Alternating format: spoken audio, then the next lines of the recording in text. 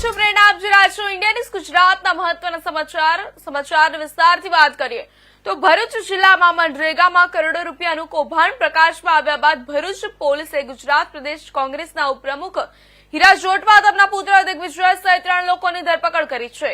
ગુજરાતના દાહોદ પછી ભરૂચ જિલ્લામાં પણ મહાત્મા ગાંધી રાષ્ટ્રીય ગ્રામીણ રોજગાર ગેરંટી મનરેગા યોજનામાં કરોડો રૂપિયાનું કૌભાંડ બહાર આવ્યું છે। બેરોજગાર મજૂરોને રોજગાર આપતી આ યોજનામાં માનવ શ્રમનો ઉપયોગ કર્યા વિના અને કોઈ કામ કર્યા વિના ચૂકવણી કરવામાં આવી હતી। ભરૂચ જિલ્લાના 3 તાલુકા હાંસોટ, આમોદ અને જંબુસરમાં મનરેગા કૌભાંડનો પર્દાફાશ થયો હતો। 3 તાલુકાઓના 67 ગામોમાં 470 કામોમાં છેતરપિંડી કરીને સરકાર સાથે રૂપિયા 7 કરોડ 49 લાખની છેતરપિંડી કરવામાં આવી હતી।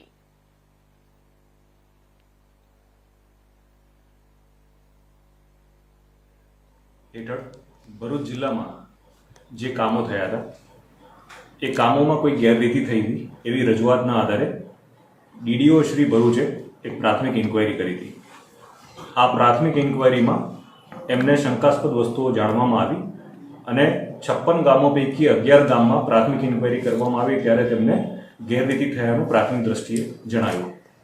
ત્યારબાદ ઇન્ચાર્જ ડીઆરડીએ ભરૂચ દ્વારા આ રિપોર્ટના આધારે એક પોલીસ ફરિયાદ દાખલ કરવામાં આવી।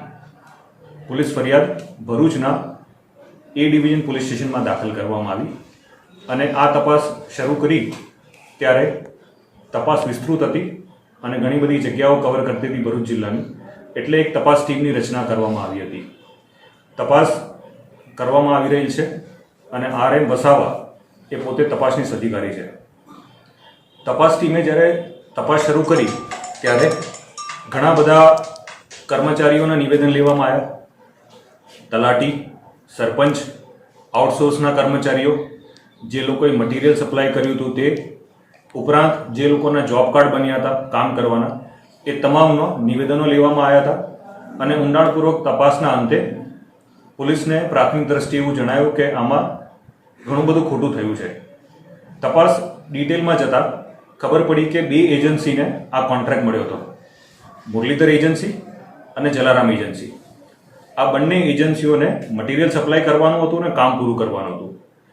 તપાસ કરી ત્યારે ખબર પડી કે આ કામ પણ પૂરું નથી થયું, જેટલું કામ કર્યું છે એ પ્રોપર કામ નથી કર્યું, મટીરિયલ સપ્લાય જે કરવાનું હતું એ પણ નથી કર્યું અને જે 60-40નો ratio material supply is to labour એ પણ મેન્ટેન નથી કર્યો। તેમ છતાં 56 ગામોમાં ખોટા બિલો રજૂ કરી અને સરકારી નાણાંની ઉચાપત કરી છે।